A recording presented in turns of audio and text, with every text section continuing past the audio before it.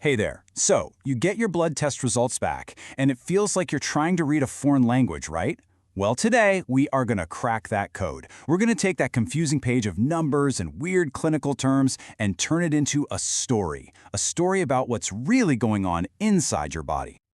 And hey, you're definitely not alone. It's totally normal. You see these columns of words like glucose or creatinine, a bunch of numbers next to them, some reference ranges, and yeah, it's easy to feel completely lost. But what if you could actually understand the story those numbers are trying to tell you? Well, that's exactly what we're going to do today. We're going to follow a single drop of your blood on its journey right from the moment it leaves your arm all the way to that final report. We're going to pull back the curtain, demystify what's happening behind the scenes, and figure out what these key results actually mean for you.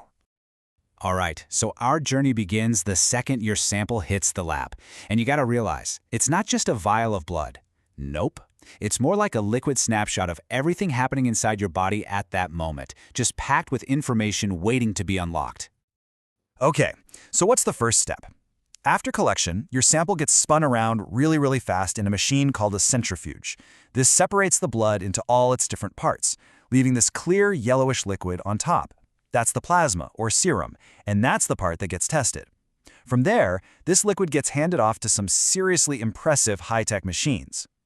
So inside these analyzers, your sample gets put into these teeny tiny little test tubes. They're called cuvettes. And in there, it's mixed with very specific chemicals, known as reagents, which are designed to cause a reaction.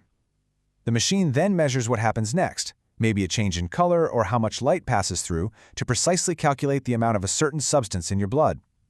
It's basically a high-tech, miniature chemistry experiment happening over and over again for dozens of different tests. Pretty cool, right? All right, let's dive into one of the most common numbers you'll see on almost any report, glucose. So what is it, really? The easiest way to think about it is like your body's main fuel gauge. It tells us exactly how you're producing and using energy. Here's the key thing to remember. Glucose is the #1 fuel for your cells. But to get that fuel into the cells, you need a key. And that key, it's a hormone called insulin. Insulin is what literally unlocks the doors to your cells, letting the glucose rush in to provide energy. Now, if you don't have enough keys, or maybe the locks on the doors are a bit sticky, that sugar can't get in, and it just starts to build up in your blood. And this leads us to the two sides of the same coin. You've got hyperglycemia and hypoglycemia. If your fasting glucose is over 100 milligrams per deciliter, that's hyperglycemia, way too much sugar just floating around in your blood. But if it drops below 50, that's hypoglycemia, not enough fuel in the tank. Both of these extremes are basically signals that something's a little off with your body's whole energy management system. But here's the thing, a single glucose test, it's just a snapshot in time. It's like looking at a car's speedometer for just 1 second. Sure, it's useful, but it doesn't tell you how fast that car's been driving on average for the last few hours. So, how do we see that bigger picture? How do we see the trend over time? Well, we do that by looking at something called your HbA1c. This is so cool.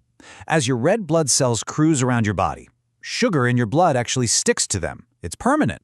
Now, since red blood cells live for about 2 to 3 months, we can measure the percentage of your red blood cells that are coated in sugar.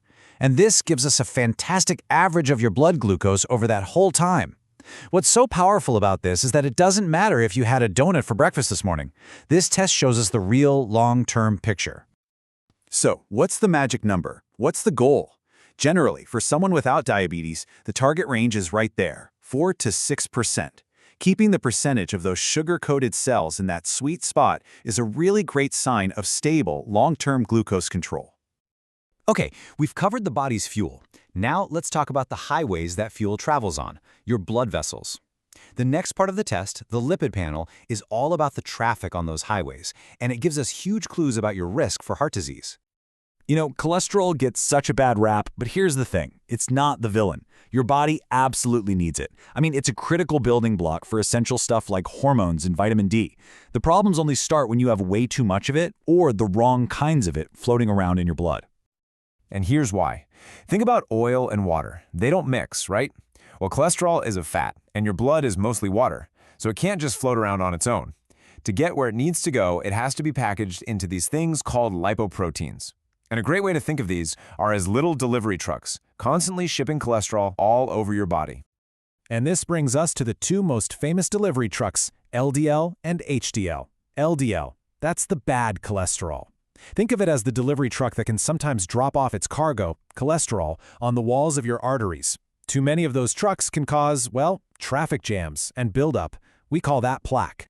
Then you have HDL, the good cholesterol. It's like the cleanup crew. It goes around, picks up that excess cholesterol from the arteries, and takes it back to the liver to be safely removed. So the goal is simple: fewer LDL delivery trucks and a really strong HDL cleanup crew. Okay, let's make one final, crucial stop on our journey. We're going to check in on your body's master filtration plant, your kidneys. These guys work tirelessly, 24/7 to clean your blood, and a really simple test can tell us just how well they're doing their job. So how do we do that?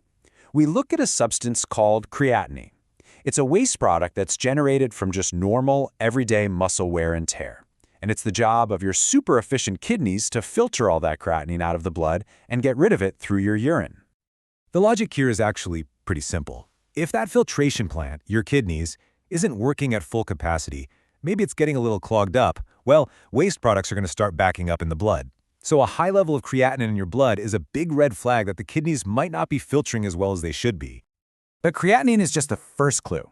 To get an even better picture, doctors take that number and plug it into a formula, along with things like your age and sex, to calculate your eGFR. That stands for Estimated Glomerular Filtration Rate. You can basically think of it as a score, like a percentage, that estimates how well your kidneys are working. It's a much more precise way to see exactly how well that filtration plant is running. So let's step back. We've looked at your body's fuel management, the traffic on its highways, and its master filtration system. How do all these pieces of the puzzle fit together to give us the big picture of your health? It really is a powerful summary. Let's recap. Your glucose and HbA1c tell the story of how your body manages energy. Your lipid panel, with LDL and HDL, gives you a snapshot of your potential risk for heart disease. And your creatinine and eGFR, that's your report card for how well the body's critical filtration system is working.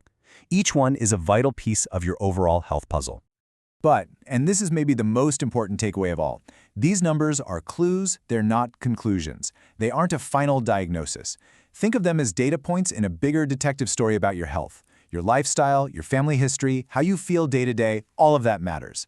The real magic happens when you and your doctor put your heads together and interpret these results in the context of you. Because every single day, your blood is writing a new chapter in the story of your health, a story about your choices and your body's amazing resilience. And understanding this language, the language of your blood test, well, that's the first step to becoming the author of that story, not just a reader. So what story do you want it to tell?